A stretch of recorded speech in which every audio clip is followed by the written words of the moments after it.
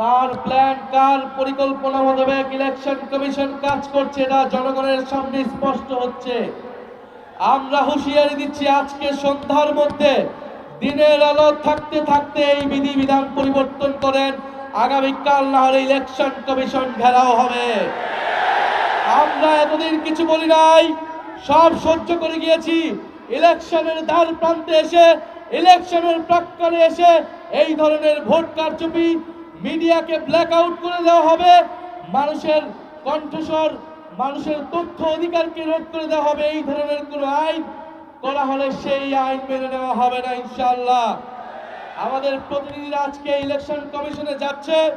Election কমিশনকে বলছি, এতদিন যা করেছেন 12ই ফেব্রুয়ারি যদি কোনো ধরনের পক্ষপাতিত্ব করার পরিকল্পনা থাকে, ফ্যাসিস্ট আমলের ইলেকশন কমিশনের যেই পরিণতি হয়েছিল তার থেকেও ভয়াবহ পরিণত হবে এই ইলেকশন কমিশনে।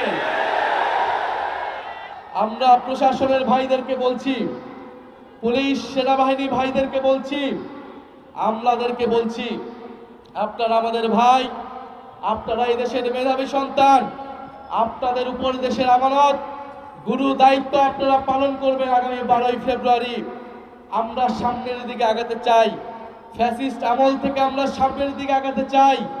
আমরা আশা করব আপনারা দেশের গুরুত্বপূর্ণ এই দায়িত্ব নিরপেক্ষভাবে পালন করবেন, বাংলাদেশের জনগণের অধিকার রক্ষা করবেন, গণতন্ত্রকে নিশ্চিত করবেন। মনে রাখবেন, গণ অভ্যুত্থানের হাজারো শহীদের, হাজারো মানুষের রক্তের উপরে দিয়ে এই নির্বাচন হচ্ছে।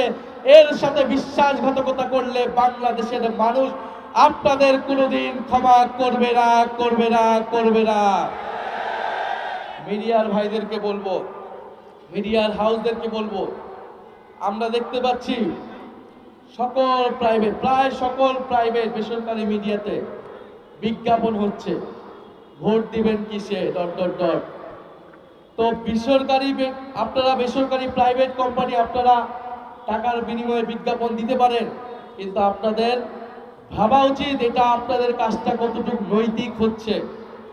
বিজ্ঞাপন লাগলে আমরাও দিব, আমাদের বিজ্ঞাপন তো আপনারা নিচ্ছেন না। কত টাকা লাগে জনগণ ইনশাল্লাহ আমাদের পক্ষেও সেই টাকা আপনাদেরকে দিবে, কিন্তু আপনারা একটি দলের আপনারা বিজ্ঞাপন দিচ্ছেন, মার্কা প্রচার করছেন, আপনারা অন্য জোটের মার্কা প্রচার করছেন না, এটা তো ফেয়ার হচ্ছে না।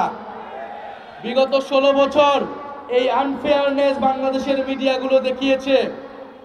বাংলাদেশের বেশিরভাগ মিডিয়া ফ্যাসিবাদের দালালি করে, ফ্যাসিবাদের পক্ষে, গণহত্যার পক্ষে, নির্বাচন ভোটাধিকার হরণের পক্ষে বৈধতা উৎপাদন করে গিয়েছিল। আপনারা বলেছেন আপনারা বাধ্য হয়েছেন। আমরা এখন জানতে চাই আপনারা কিভাবে বাধ্য হচ্ছেন, কে আপনাদেরকে বাধ্য করছে? জনসম্মুখে সাহস করে বলুন, আমরা আপনাদের পাশে থাকব। আর না হলে আমরা ভেবে নিব আপনারা বাধ্য হচ্ছেন না, আপনারা পুনরায় নতুন কোন স্বৈরাচারের দালালি করছেন, নতুন কোন স্বৈরাচারের পক্ষে বৈধতা উৎপাদন করছেন। 16 বছরের ইতিহাস ভুলে নাই, মিডিয়ার উপরে বাংলাদেশের মানুষের সেই আস্থা আসে নাই। আবারও যদি এই একই কাজ করেন আপনারা, 12ই ফেব্রুয়ারি কিন্তু বাংলাদেশের জনগণ সেইটার এই দালাল মিডিয়াদের বিপক্ষে ইনশাল্লাহ রায় দিবে। আমরা বেশি কথা বলবো না, বাংলাদেশের মানুষ সবকিছুই দেখছে।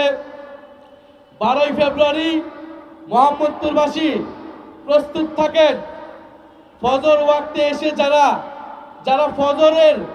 ফরজ নামাজের খোঁজ থাকে না, তাহাজ্জুদের নামাজ পড়ে তারা ভোট কেন্দ্রে আসতে চায়, তাদের পরিকল্পনা কি বাংলাদেশের মানুষ জানে। আমরা ইনশাল্লাহ থাকবো, ভোট কেন্দ্রে থাকবো। ভোট কেন্দ্র যদি দখলের চেষ্টা করা হয়, ইনশাল্লাহ শক্ত হাতে, লাঠি হাতে তরুণ সমাজ প্রতিহত করতে হবে 12ই ফেব্রুয়ারি।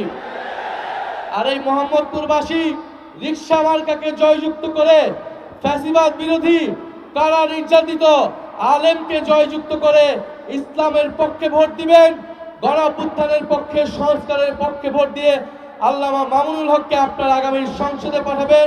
আমরা ইনসাফের পক্ষে, দুর্নীতির বিপক্ষে, সংস্কারের পক্ষে, আধিপত্যবাদের বিপক্ষে নতুন বাংলাদেশ প্রতিষ্ঠা করবে ইনশাআল্লাহ।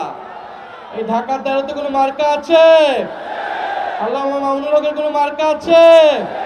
11 দলের কোনো মার্কা আছে? চাঁদাবাজের বিপক্ষে কোনো মার্কা আছে? কোন সেই মার্কা? সবাই বলো ইয়ারো জোরে ডাইনে বলো, বায়া বলো, সবাই বলো ফেব্রুয়ারির 12 তারিখ জিতবে এবার 11 দলে, এবারে যাবে সংসদে, সংগ্রামে, সংস্কারে, ইনকিলাব ইনকিলাব।